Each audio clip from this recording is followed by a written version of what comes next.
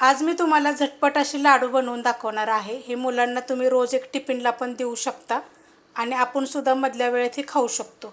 शरीरासाठी खूप छान आहे। हे तुम्ही एकदा झटपट असे लाडू करून बघा, खूप चविष्ट होतात।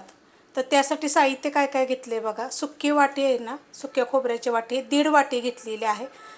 सुके खोबरं खिसून हलका मध्यम गॅसवर हे भाजून घेतलेलं आहे, गोल्डन कलरवर। एकदम लाल असं करायचं नाही, बारीक गॅसवर एकदम असं भाजून घ्यायचं आहे। तर 1.5 वाटी घेतलेला आहे, 1 वाटी अख्खी आणि अर्धी वाटी असे घेतलेले आहेत। आणि ह्या वाटीप्रमाणे 1.5 वाटी शेंगदाणे घेतलेले, एक गच्च भरून आणि सपाट वाटी असे शेंगदाणे घेतलेले आहेत। ते पण काय केलेले आहेत, मध्य गॅसवर भाजून म्हणजे मीडियम गॅसवर भाजून असे बारीक वाटून घेतलेले, एकदम बारीक पण आणि थोडे थोडे ह्यात मोठे मोठे पण आहेत। एकदम जरी बारीक वाटले तरी पण चालेल, पण खाताना थोडे दाताखाली येतात त्यासाठी असे थोडे दरदरे पण ठेवलेले आहेत। एक गच्च भरून वाटी गूळ घेतलेला आहे, तर गोडीप्रमाणे घ्यायचा आणि हा असा बारीक करून घेतलेला आहे, खिसून घेतलेला आहे खिसणीनं। 1 चमचा ह्याच्यामध्ये वेलची पूड घेतलेली आहे, थोडंसं साखरेवर मी बारीक करून घेतलेले। 2 विलायची आहेत ह्याच्यामध्ये, थोडंसं जायफळ टाकू शकता। जर उपासाला जर तुम्ही खाणार असाल का नाही, तर जायफळ आणि वेलची जर खात नसेल तरी नाही टाकलं तरी पण चालू शकते। आता हे काय करायचे माहिती आहे का, मिक्स करून घ्यायचे आहे पहिलं सगळं एकत्रच। मस्त बघा असं मिक्स करून घेतलेलं आहे। तुम्हाला हवा असेल तर एकदा मिक्सरला फिरवलं तरी पण चालेल, पण गरज पडत नाही। ह्या साहित्यामध्ये बरोबर होतात बघा एवढ्या। गोडीला थोडंसं तुम्ही कमी जास्त करू शकता, पण एवढं लहान मुलांना जर खायचं असेल का नाही तर एवढं गोड तर हवंच आहे। आणि बिन केमिकल गुळ आहे तो, काय म्हणजे असा पण नाही आहे। ह्याच्यामध्ये आपल्याला तूप टाकायचं आहे,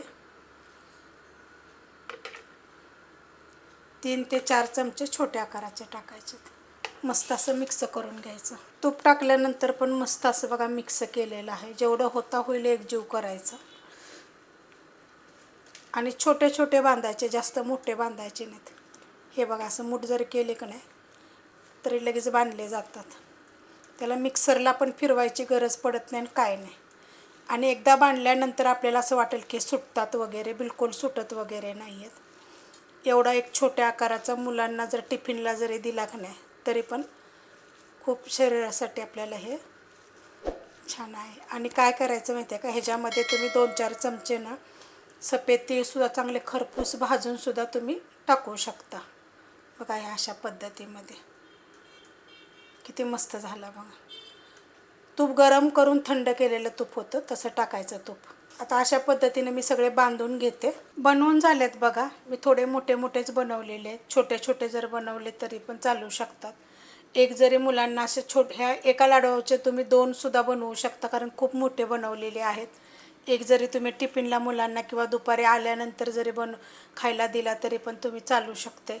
तर अशा पद्धतीने तुम्ही जरूर बनवा, किंवा आपण स्वतः जरी खाल्लं तरी पण चालू शकते।